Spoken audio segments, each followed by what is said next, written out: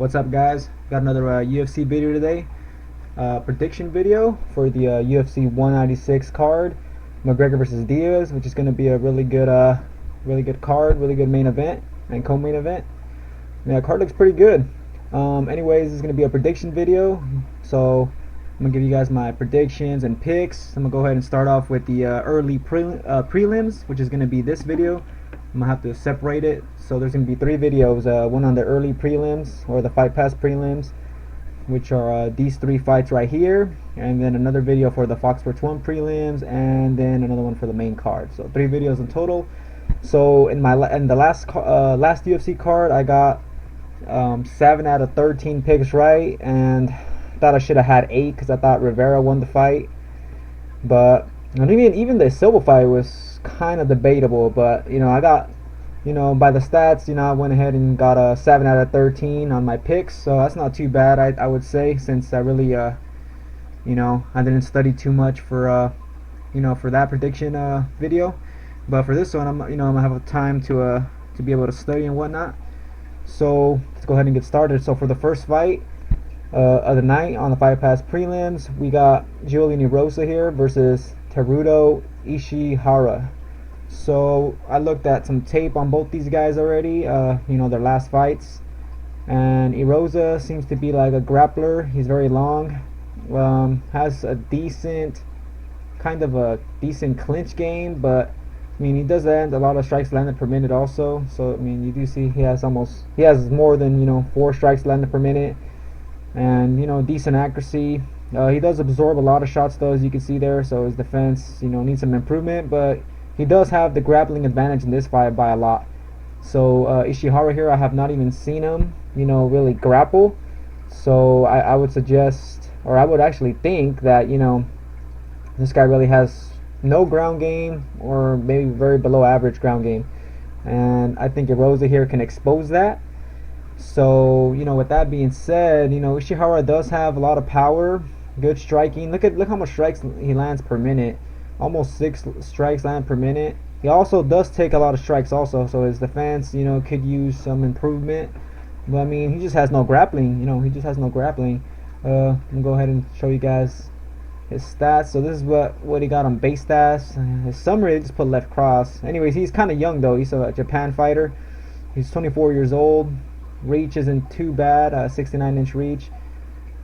His last fight was a draw against a really older fighter, Mizuto Hirota, and yeah, it was a draw.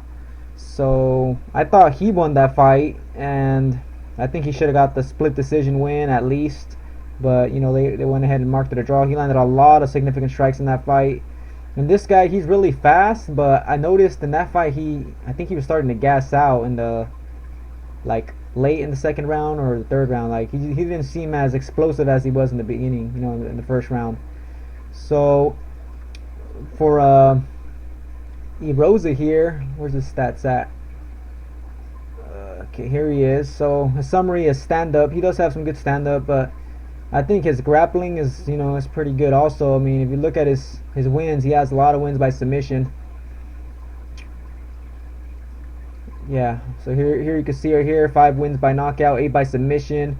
So, and he also has some first round finishes. So this guy, he's very long with a 75-inch reach at 145 pounds, and he's really tall, 6'1". This guy, has a huge advantage with the reach. So, he could put that to good use here against Ishihara. And yeah, pretty much. He won his last fight by a split decision win. Yeah, that fight looked pretty close. They were really clinching a lot and whatnot. So yeah, he got the win anyway. But yeah, guys, for me, I'm gonna go ahead and go for Erosa here, winning by submission. I'd say by 3rd round. Maybe even decision, but yeah, Ishihara, I could also see him winning, because in his last Julian's last fight, I saw him get rocked a lot, or seemed like he would get rocked a lot. And Ishihara does have some power, and he is pretty fast in that first round. So maybe he could get caught, but for me, I'm just gonna go ahead and play it safe, and hope Julian uses his ground game here, and yeah, I think he gets the win. So that's gonna be my pick, guys. Okay, now for the next fight, Salgo against Salas. Don't know too much about these guys, and both of them have not fought in a long time, in a while. We'll go ahead and load up their profiles. So for Salgo, you can see his stats right here. He's a grappler.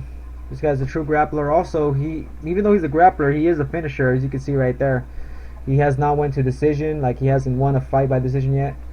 So he's a finisher. His last fight was against Paul Felder, which is a good striker, and he lost that fight, and that was in October of 2014. That was a long time ago, guys. So yeah, he lost by split decision. Split decision. Sorry about that, guys. But he still lost anyway. But that was a long time ago. So this guy has not been active. Why did this thing go back?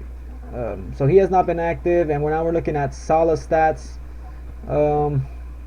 He also has not been very active. He's coming off a knockout loss, and that was in also 2014. This was even more like later than what do you call it?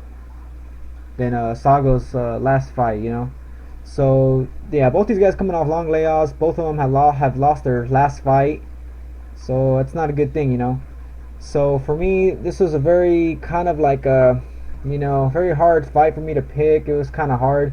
But looking just at the skill sets, I'm just gonna go ahead and go with the grappler on this one. I think Sago could win here. I mean, also he is a finisher, so there is a chance he could use his good submission game and submit Salas, guys. Salas has been finished a couple times already, so that's gonna be my pick, guys. I got Sago winning this fight, and I'm gonna go ahead and say he wins by second round submission, guys. That's gonna be my pick. Alright, now we go to the main event, or the featured fight for the Fight Pass prelims. Diego Sanchez and Jim Miller. Both these guys pretty exciting, especially Diego Sanchez. So let's not get started on Sanchez yet. So both these guys are coming off losses, kind of like the last fight. Jim Miller got tapped out by Michael Chiesa, which is a good up-and-comer right now. Michael Chiesa has really good submissions, decent striking, and he's really long and rangy. Sanchez here coming off a loss from his featherweight debut. He lost to he lost to Ricardo Lamas, which is a top 5 featherweight, and he's a beast. Yeah, he lost that fight by decision. Yeah, Diego is really hard to finish, and I don't really see Miller here finishing him. Diego's also a very good grappler, something that people seem to forget, since Diego prefers to just brawl nowadays. Miller obviously really good grappler too, good with submissions. Striking's not too bad either. Same goes for Sanchez. Sanchez has some striking, but he does have some wild striking, not super technical. Just throws a lot of punches and whatnot. Does have some good kicks. He just doesn't use them that much. But the thing is here, Diego has good takedowns, and he could, if he wants to, take this fight to the ground and just kind of beat up Jim Miller, I think. Miller does have that good ground game, so I mean, we never know here if Sanchez will want to go for a takedown or not. This might just be a stand-up fight, guys, because both these guys are really good grapplers, and like I said, people seem to forget that Sanchez is a good grappler. A lot of people are going to go with Jim Miller on this one because Sanchez, it seems like he's always losing nowadays. But for me, guys, I'm gonna go ahead and take a little risk here, and I'm gonna pick Sanchez here as my underdog. I got him winning. And I think Sanchez can get it done, and I think he wins by a split decision, guys. If you guys know Diego Sanchez, some of his fights, he pretty much lost, but he wins by split decision. So this might be one of those fights where Jim Miller does really good, but loses by split decision to Diego Sanchez. So yeah, guys, but Diego does have some good striking, lands a little bit of strikes, more blinded per minute. He does have the takedowns, good grappler. He could get it done, in a legit unanimous decision win for him. But I know it's very likely he might lose also, because Miller does have some striking, and he is really technical. But yeah, guys, we're just gonna have to wait and see. But for me, I'm gonna go ahead and pick my underdog here, Diego Sanchez. Let's see if he can get it done. Yeah, I'm picking him winning by decision. So that's all I got to say about the fights, guys. Check out my link below if you guys want to join DraftKings, get started with MMA fantasy. Let me know if you guys join. And yeah, guys, so I got Erosa winning the fight by third round submission or possibly decision. I got Sago winning the fight by second round submission, and I got Sanchez winning the fight by decision, guys. So that's all I gotta say, guys. Catch you guys on the next video.